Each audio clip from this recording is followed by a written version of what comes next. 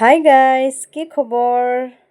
মোৰ এলকে শৰ্মা ইউটিউব চেনেলটোলৈ আপোনালোকক স্বাগতম জনালোঁ। আজি আকৌ এটি খুব সুন্দৰ ৰেচিপি লৈ আহিলোঁ। ৰেচিপিটো হৈছে কচুৰ সৈতে কাৱৈ মাছ আৰু লোকেল ৰৌ মাছৰ ৰেচিপি। কেনেকৈ বনালোঁ আহকচোন চাওঁ। এয়া হৈছে কচু, আৰু এই কচুটো আপোনালোকে দাইলত দিও খাব পাৰে, ঔটেঙা আৰু মচুৰ দাইলৰ লগত দেই, খুবেই টেষ্টি লাগে।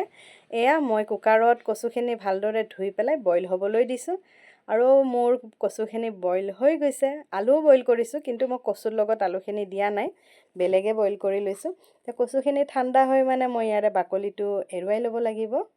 এয়া কচুখিনি ঠাণ্ডা হৈছে, আৰু এতিয়া বাকলিটো মই এৰুৱাম, তাৰপিছতে দেখুৱাই আছোঁ আপোনালোকক। এয়া বাকলিটো এৰুৱা হৈ গৈছে, আৰু লগতে আলুও আছে। মই এইখিনি কচুখিনি কাটি ল'ম, যিহেতু অলপ ডাঙৰ, আৰু মছলাখিনিও পেষ্ট কৰি লৈছোঁ। তেলখিনি মোৰ আগতীয়াকৈ গৰম হ'বলৈ দিছোঁ, আৰু গৰম হৈ গৈছে। সৰিয়হৰ তেল দিছোঁ।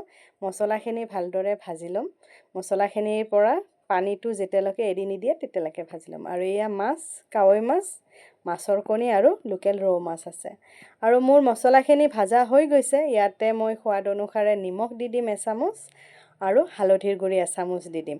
আৰু এইটোৱে ক'ব বিচাৰোঁ, যদি মোৰ ৰেচিপিটো আপোনালোকৰ ভাল লাগে, লাইক, শ্বেয়াৰ আৰু মৰম লগা কমেণ্ট এটা কৰিবলৈ নাপাহৰিব। আৰু যিসকল নতুনকৈ আহিছে চেনেলটো ফ'ল' কৰিব বুলি আশা ৰাখিলোঁ। এতিয়া ভিডিঅ'টো শেষলৈকে চাই থাকিব।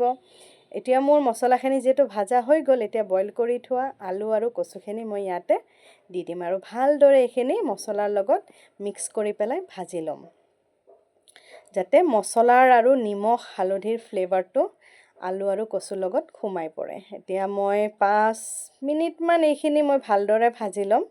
তাৰপিছতে ইয়াতে গৰম পানী দিম। যিহেতু এইখিনি মোৰ ভাজা হৈ গৈছে, এতিয়া মই ইয়াতে গৰম পানী দি দিম। গৰম পানীটো আপোনালোকেও দিব, কাৰণ ঠাণ্ডা পানী দিলে আঞ্জাৰ সোৱাদটো বেয়া হৈ যায়। সেইবাবে গৰম পানী দিব। মই গৰম পানী অলপ দি দিলোঁ। আঞ্জাখন যিহেতু অলপ সৰহকৈ বনাব লাগিব, মই দুপৰীয়াৰো বনাইছোঁ আৰু ৰাতিৰ কাৰণেও অলপমান থৈ দিম, সেইবাবে দুবেলাৰে বনাই দিছোঁ।